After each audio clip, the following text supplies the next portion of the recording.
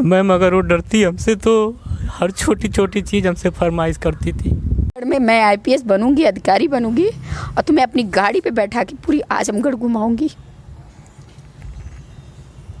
देखिए, श्रेया तिवारी का जो ये मामला है ये इतना तूल पकड़ चुका है कि हम सभी जानते हैं कि हर एक मोबाइल फ़ोन में, चाहे टीवी हो चाहे अखबार हो, हर एक जगह हो चुका है।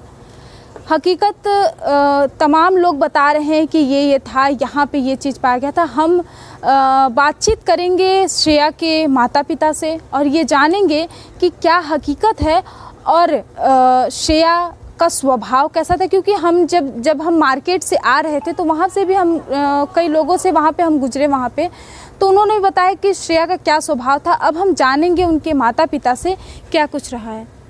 जी बताएं कि श्रेया का क्या रहा है। श्रेया जिस तरीके से उसने खुदकुशी कर ली है, ये नहीं, मेरी बेटी खुदकुशी नहीं की है।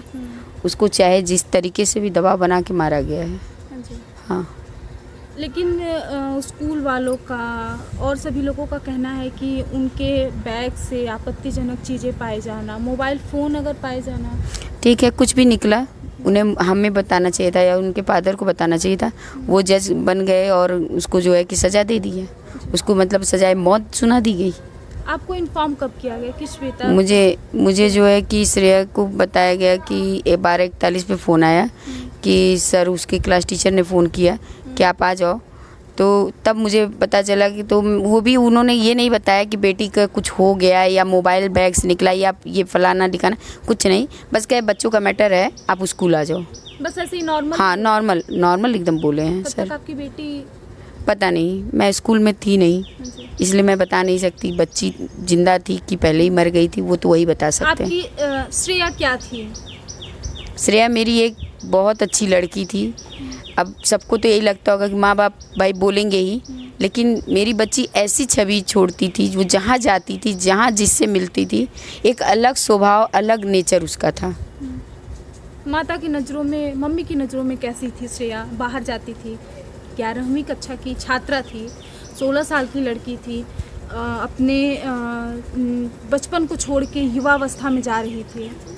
तब भी वो ठीक थी, मतलब ये नहीं था हर चीज़ शेयर करना मम्मा से, और जो मम्मा से भी नहीं शेयर कर पाती थी वो अपने पापा और अपने भाई से शेयर करती थी कि नहीं मम्मा ये चीज़ ऐसे होनी चाहिए, मम्मा ऐसी होने चाहिए। जैसे स्कूल में भी कोई बातें होती थी तो वो आके हम लोगों से, कभी कभी तो मैं झल्ला भी जाती थी कि क्या श्रेया तुम्हारी हर छोटी छोटी बात तुम बच्चा आके स्कूल से बताती हो। ठीक है, बच्चे हैं, कुछ हो रहा होगा। मम्मा नहीं, आज मेरे दोस्तों ने ऐसे किया, मेरे साथ ऐसे किया, मुझे चश्मा, मैंने अभी जल्दी में हाल ही में उसके आँख की प्रॉब्लम थी, वो दूर से मतलब देख नहीं पाती थी ब्लैक बोर्ड, तो वो इस तरीके से बोली कि मम्मा मुझे चश्मा ला दीजिए। तो जब चश्मा वो पहन गई तो शायद बच्चे चिढ़ाने लगे कि तुम दादी अम्मा लग रही हो।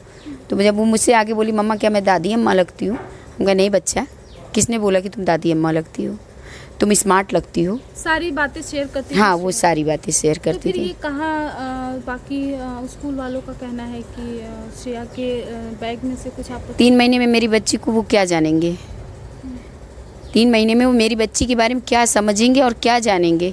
जो मैंने समझा है, जो मैंने, क्योंकि मैं उसको इस सीने से लगा के सुलाया है, उसके साथ खेली हूँ, उसके साथ समय रहने पर उसकी गार्जियन बन के उसको डांटा भी है, मैंने प्यार भी किया है। कभी अच्छा स्कूल में कभी ऐसा शिकायत आना कि श्रेया कुछ गलत कर रही है या श्रेया नहीं, कभी घूमने के लिए चली गई या फिर क्लास बंक करके बाहर? नहीं, मेरे बच्चे ऐसे मनबड़ू टाइप के नहीं। वो यहाँ से निकल के वो बाहर भी बिना मेरे परमिशन के नहीं जाते। मम्मा हम जाएं ग्राउंड में खेलने जाएं, जाओ। यहाँ तक कि अगर अपने ही टेरेस पे उसको जाना रहता था तभी वो मुझसे पूछती थी मम्मा हम टेरेस पे जाएं। कैसे कोई कह देता है, मैं उसके साथ रही हूँ, मुझे मालूम है। हाँ, आगे यही सब लोग कहते हैं कि हर माँ बाप अपने बच्चे, मेरी बच्ची गलती है, मैंने उनसे कहा था कि गलत रहना तो सर झुका के सब कुछ सहना, लेकिन अगर गलत नहीं हो तो कभी सर मत झुकाना और कभी मत कहना कि ना मैं घबराहट में या किसी चीज़ में दबाव में आके कह देना कि नहीं मैंने किया है। स्कूल में आप नहीं थी, आप कह रही कि हम नहीं थे, नहीं जानते कि क्या कुछ हुआ उसके साथ, लेकिन तमाम प्रकार की बातें की जा रही है कि श्रेया के साथ श्रेया को कुछ वहाँ पे पाया गया था श्रेया के पास। और वो तो आपके हिसाब से क्या लगता है कि श्रेया के साथ क्या हुआ, उस स्कूल में क्या हुआ होगा? देखिए, उस स्कूल में तो बहुत कुछ हुआ, लेकिन मेरे अंदाज से लगाया जाए तो उसे मारा भी गया है, पीटा भी गया है, उसके ज़बरदस्ती कपड़े भी उतरवाए गए हैं। जहाँ मेरी आप सोच पूछ रही हैं, क्योंकि मैंने एक बेटी को देखते ही, उसकी बॉडी देखते ही मुझे ये समझ में आ गया कि शायद इसके साथ इसको जितना इसको शर्मिंदा किया जाए कि लड़की की आवाज़ दब जाए, इस तरीके का उसका टॉर्चर किया गया है। मतलब टॉर्चर किया गया हाँ, था श्रेया को। हाँ। जब आप लोगों ने बॉडी पाई श्रेया की तो हाँ। किस हालत में थी? उसकी बॉडी इस हालत में थी कि यहाँ की जो कुर्ते की सिलिच थी वो पूरी फटी हुई थी, आगे का सिलन जो है पैजामे का पूरा खुला हुआ था, और ब्लड पूरे पैर पे उसके लगे हुए थे। कान की बाली गायब थी, नाक की कील गायब थी, और जो दुपट्टा पिनअप करके बाकायदा इस पर मैं लगा के भेजती थी, क्योंकि वो पिनअप नहीं लगा, कॉलर वाला उसका सूट था, तो मैं ही पिन लगाती थी। मम्मा पिन लगा दो, मुझसे नहीं लग रहा है, तो मैं लगाती थी। वो पिनअप किया हुआ दुपट्टा उसके गले में इस तरीके से लपेटा हुआ था, जैसे किसी को आदमी ज़बरदस्ती मारने की या कोशिश करता है, उस तरीके का था। जी, तो श्रेया मतलब कि जब आप लोगों को इन्फॉर्म किया गया कि श्रेया अब आप स्कूल में आई है, तो क्या आप लोगों को उस समय लगा था कि मेरी बेटी के साथ ऐसा कुछ हो रहा होगा, या फिर कभी भी ऐसा कभी लगा कि बेटी मेरी स्कूल में टॉर्चर हो रही है? अभिभावक कभी आप लोगों से शिकायत की श्रेया? नहीं, ऐसा शिकायत कुछ नहीं करती थी। थोड़ा बहुत वो उसने बताया था कि वॉशरूम में कैमरे लगे थे। वॉशरूम में कैमरा? हाँ, बच्ची बता रही थी कि मम्मा एक दिन फ्राइडे के पहले, याद नहीं है किस दिन, लेकिन वो आके मुझे बोलती है, मैं काम करती रहती हूँ, उसी दौरान बोलती मम्मा आज जानती हूँ, हम कह देखे, हम क्या हुआ बेटा? तो कह रही मम्मा मैंने देखा कि वॉशरूम में हम लोगों की गर्ल्स विन वॉशरूम में जो है कैमरा लगा था, तो मुझे बहुत आश्चर्य लगा। तो मैं जाके क्लास टीचर जो ये अभिषेक राय हैं, इनसे मैंने कह दिया कि सर बताइए, गर्ल्स विन में जो है गर्ल्स कॉलेज में इस तरीके से कैमरा लगा है, क्या ये सही है? तो मैं कही कि ठीक है, ठीक किया बेटा, बताना ज़रूरी है, अगर उन्होंने लगाया तो ये गलत है, लेकिन मैं पापा से तुम्हारे कहूँगी कि क्यों ऐसे किए। लेकिन फिर दूसरे दिन आके वो सोची पापा जाएंगे या कुछ कहेंगे, उससे पहले ही वो आके मुझसे कहती दूसरे दिन कि मम्मा कैमरा निकल गया। तुम कहा चलो बेटा, तुम्हारे कहने से। आप लोगों ने सीरियस उसको नहीं लिया कि अगर मेरी बेटी कुछ कह रही हाँ, है तो इसके ऊपर ये हाँ, क्योंकि बहुत बड़ी बात है कि गर्ल्स कॉलेज में कैमरा, गर्ल्स बाथरूम में कैमरा लगना बहुत बड़ी बात होती है। बात ये है कि हमने इसलिए सीरियस नहीं लिया कि मेरी बच्ची तो 3 ही महीने से जा रही थी, तो कैमरा पहले से लगा होगा, न कि अभी तुरंत लगा होगा। कोई मेरी बेटी के लिए तो लगाया नहीं गया, जहाँ 900 1000 बच्चियाँ पढ़ रही हैं वो पहले से भी देखती होंगी, लेकिन उन्होंने आवाज़ नहीं उठाया, क्योंकि बच्चियाँ दबी जाती हैं, दबाई जाती भी हैं, घर से ही दबाई जाती हैं। माँ बाप कहते हैं कि नहीं तुम मत बोलना, इसलिए होता है। लेकिन मैंने अपनी बच्ची को कभी नहीं दबाया, क्योंकि मेरी बेटी को IPS बनना था, अगर वो दब जाती तो IPS कभी नहीं बन पाती। श्रेया का ख्वाब था IPS? हाँ, वो IPS अधिकारी बनना चाहती थी, क्योंकि जब एक बार अभी जल्दी में वो उसको मिलता है, मॉनिटर का बैच मिलता है, तो बहुत खुश होके आती है, मुझे दिखाती है, ऐसे करके दुपट्टे पे लगा रहता, मम्मा देखो देखो देखो। तो मैं भी लाइटली बोलती क्या हुआ है, क्या है? तो कह रही है कि मम्मा तुम खुश नहीं होती हो। हम तब उसे बोलते हैं कि मैं खुश होऊंगी बेटा। तो कही कब? हम कहे जब IPS का यहाँ तुम्हारे बिल्ला लग जाएगा, उस दिन मैं बहुत खुश होंगी, क्योंकि मुझे उस दिन लगेगा कि मेरे पंख लग गए, जो मैं फैला के उड़ सकती हूँ। मैं लोगों से कह सकती हूँ कि मैंने बेटी को पैदा किया है, लेकिन उसकी उड़ान कम नहीं थी, आज वो खुल के उड़ रही है। तो मेरी बेटी कहे मम्मा ये भी में मैं IPS बनूंगी, अधिकारी बनूंगी, और तुम्हें अपनी गाड़ी पे बैठा के पूरी आजमगढ़ घुमाऊंगी। देखिए, इस समय हम खुद भावुक हो जा रहे हैं। एक माँ के ऊपर क्या बीत रही है ये हम अच्छी तरीके से समझ सक रहे हैं, एक महिला होने के नाते। हम अब पिताजी से बात करेंगे, क्योंकि वो लगातार जब से हम बातें कर रहे हैं वो तब से रोए जा रहे हैं। एक हम भी एक लड़की होने के नाते हम आपसे गुजारिश करेंगे अंकल कि आप हिम्मत रखिए, और श्रेया को न्याय आपको दिलाना है। यहाँ के पुलिस प्रशासन से, यहाँ से बाकी और भी प्रशासन से आपको क्या सहायता और क्या उम्मीद लग रही है? मैम प्रशासन तो ठीक ही कर रहा अभी तक, हाँ। और उम्मीद है कि आगे भी जो है अच्छा ही होगा, लेकिन अब तरीके से अपने शक्ति का प्रदर्शन करके ये लोग प्रशासन को कहीं न कहीं कमज़ोर बनाने की कोशिश कर रहे हैं। थोड़ी सी इसलिए जो है दिल में जो है कहीं न कहीं डर सा पैदा हो रहा है। श्रेया, कहा यह भी जा रहा है कि अपने पिताजी से वो डरती थी। मैम अगर वो डरती हमसे तो हर छोटी छोटी चीज़ हमसे फरमाइश करती थी और मैं पूरा करता था। बहुत बड़ी फरमाइश तो नहीं करती थी, खाने पीने को लेके, पहनने को लेके मैं हमेशा उसके साथ और हमेशा मेरे पास ही सोती थी। यहाँ तक कि मैं अपने बेटे का पप्पी लेता था तो वो भी कहती थी पापा मुझे नहीं लेते हैं पप्पी। हम कहे बेटा तुम बड़ी हो गई हो, मत तुम नहीं समझ रही हो, मत कहे बेटा भाई तुम्हारा छोटा है ना इसलिए पप्पी लेता हूँ। तो उसके अंदर बचपना था। मैं तो श्रेया को न्याय दिलाने के लिए श्रेया ऐसा क्या आपको कभी ऐसा महसूस हुआ कि मेरी बच्ची के साथ कुछ ऐसा हो रहा है? कभी मैं, क्योंकि कभी ऐसा अगर लगता मुझे तो मैं वहाँ पढ़ाता ही नहीं। सब अचानक इन्होंने किया, समय ही नहीं मुझे मिला।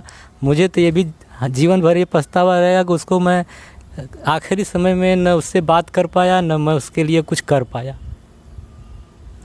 जब उसकी बॉडी हमें मिली तो हम उससे चिल्ला चिल्ला पूछते रह गए, बच्चा क्या हुआ, बच्चा ये बता ना, तुमको कहाँ चोट लगी है, तुमको किसने मारा, किसने इस तरीके से तुमको टॉर्चर किया कि तुमको इतनी मजबूरी हुई कि तुम जाके छत से कूद गई, क्या हुआ बताओ ना श्रेया बताओ ना। लेकिन मेरी बेटी की आंखें खुली थी लेकिन वो कुछ बोल नहीं रही थी, क्योंकि कभी मुर्दा थोड़ी कोई बोलता है, जिसको मार दिया गया वो क्या बोलेगी। जब उसके मैम बॉडी देखे हम लोग चद्दर से जब उठाए चद्दर, तो हम और मैडम उस स्थिति में भी ये कह रहे हैं कि नीतू इसके साथ कुछ गलत किए हैं लोग, क्योंकि इस तरीके से कपड़े फटना और मैम दुपट्टा जो 3-3 4-4 पिनअप होके जाती थी, तो जैसे मैम वो पैजामा ज़बरदस्ती किसी ने जैसे बांधा था। तब हम लोग आपस में बात कर रहे थे कि तब प्रशासन भी उस चीज़ को देखी, जब पुलिस आई जब वो भी देखी। मैं अपनी बच्ची का जब हाथ छूती हूँ तो उसके कोमल हाथ, मेरे बच्चे के कोई वो खेती नहीं करने वाले या बर्तन मैंने कभी नहीं धुलवाया था, कभी झाड़ू पोछा नहीं कराया था, उसके कोमल हाथ एकदम पीले हो गए थे, हाथ ठंडा था, मैं बार बार उसका हाथ रगड़ बच्चा उठना बच्चा उठना। लेकिन मेरी बच्ची उठी नहीं, क्योंकि उन्होंने तो उसको पता नहीं कई घंटे पहले मार दिया था, क्या कर दिया था मुझे कुछ नहीं पता। और मुझे अब बस यही जानना है कि उस 80-85 मिनट उसके साथ क्या किया गया ऐसा कि मेरी बेटी ने ऐसा कदम अगर उठाया भी तो क्यों उठाया, मुझे कुछ नहीं। आज पूरी जो है कि CBSE बोर्ड की जो है कि लोग साथ खड़े हो गए। एक बार मुझसे तो आप लोग पूछते कि हाँ आपको आपके साथ हुआ क्या, आपकी बच्ची के साथ क्या हुआ, आपने मुझसे बात करना भी जरूरी नहीं समझा और आपने इतना बड़ा जो है कि डिसीजन लेके और पूरे स्कूल को बंद करा दिया। ये गलत है कि नहीं है? मेरी बेटी को खटारा एम्बुलेंस के हैं, क्या उसका इतना हक नहीं था मैम कि जो है उस कैंपस में रखते? नहीं था, कोई नर्स नहीं थी, नहीं ऑक्सीजन की कोई व्यवस्था थी, ऐसे ही छोड़ दिया गया था। एक गेटमैन खाली खड़ा था स्कूल का। किसी डेथ बॉडी के साथ मैम इतना दुर्व्यवहार, जो मर गया है उसके साथ भी दुर्व्यवहार स्कूल के बाहर ही बाहर मैम, वो भी गेट से कुछ दूर पे। वो लावारिस नहीं थी, वो मेरी बेटी थी, आप लोग जानते थे, सब कुछ लिखित था आपके पास, मेरा नाम मेरा नंबर, इनका नाम इनका नंबर, उसके बड़े पापा को जो बगल में ही पढ़ा रहे थे। आप लोगों ने इतने दिनों में प्रिंसिपल से सवाल ये नहीं किया कि जब सारे डिटेल्स अभिभावक के होने के बावजूद भी इतना लेट क्यों हमें इन्फॉर्म किया गया? मैंने पूछा कि मैंने ये तो तुरंत पूछा कि मेरे, मान लीजिए हम 2 दूर थे, मेरे भैया तो वहीं यूपी बोर्ड में उन्हीं की संस्था में पढ़ाते हैं बगल में, आपने उनको क्यों नहीं बुलाया, उनसे क्यों नहीं बात की, आपने मेरी बेटी को पहले क्यों बुला लिया? तो वो कुछ नहीं बोलते हैं, कोई जवाब नहीं देते हैं, क्योंकि उनको तो बस वही मालूम है, बस ये कह रहे हैं कि बच्ची की मोबाइल निकली और हमने थोड़ा सा फटकार लगाया, बच्ची गुस्से में आई और जाके कूद गई, इतना होता है। क्या श्रेया इतनी कमज़ोर थी? नहीं मैम, इतना फ़ोन नंबर पूछना ये सब करने की ज़रूरत क्या मैम? उसके डायरी में सबका फ़ोन नंबर लिखा है। श्रेया कमज़ोर नहीं थी। श्रेया हमारा भी लिखा है नंबर, इनका भी लिखा है नंबर, एक गार्जियन के रूप में मेरे भाई साहब का भी नंबर लिखा है। श्रेया को स्कूल में मोबाइल लेके जाने की ज़रूरत क्या पड़ती थी? मैम वो ऑटो से जाती थी, मैंने पहले दिया था जो है, लेकिन फिर मोबाइल उसकी नहीं थी जो मिला। ये कह देने से थोड़ी होता है कि मोबाइल ले जाती थी, हाँ, मैंने ला के मैंने रखा है घर में, मैंने दिया भी था, लेकिन मेरी बेटी खुद स्कूल के उस रूल से जो है कि बहुत सतर्क थी। वो स्मार्ट वॉच होते हुए भी, 2 स्मार्ट वॉच होते हुए भी वो नहीं लगा के जाती थी। तो ये कैसे कह देंगे कि नहीं हाँ वो उसकी मोबाइल है? मोबाइल उसकी नहीं थी। मैम लास्ट हाँ। दिन जो है, लास्ट दिन वो हमसे बोली पापा स्मार्ट घड़ी पहन के जाते हैं तो वहाँ के लोग डांटते हैं, बोलते हैं, जो प्रिंसिपल मैम है खास करके। तो हम कहे बेटा मत जाया करो पहन के, घर में पहना करो। मतलब स्मार्ट वॉच भी अलाउ नहीं था श्रेया के स्कूल में? नहीं मैम, वो ऐसा कही जी। हमसे खुद कही। तो हम कहे बेटा तो क्या दिक्कत है? कहीं पापा तो टाइम देखने में दिक्कत होती है। हम कहे तो बताओ। तो कहे तो घड़ी कहीं से घर में से घड़ी खोज के लाई, सुई वाली, उसी की थी, बहुत पुरानी घड़ी थी। कहीं पापा इसमें देख लीजिएगा क्या प्रॉब्लम है, बनवा दीजिएगा, आप दुकान जाइएगा तो। हम कहे बेटा ये बताओ 100-150 की घड़ी है, अब इसको बनवाएंगे क्या, नया ही ले लेते हैं। तो कही ठीक है पापा नया ले लेंगे तो और अच्छी बात है। तो मैं घड़ी लेके आता भी, लेकिन ऐसा मौका ही नहीं मिला। मैं मोबाइल कहा जा रहा है श्रेया के बैग में मिला था। श्रेया अगर स्कूल जा रही है, अगर दूर है तो जाहिर सी बात है कि लड़कियां मोबाइल लेकर जाएंगी, लेकिन उस दिन जाना और ये सब कांड होना, क्या ऐसा आपको था कि मोबाइल मेरी बच्ची लेकर जा रही है, या घर से आप लोगों ने फ़ोन उसको दिया था?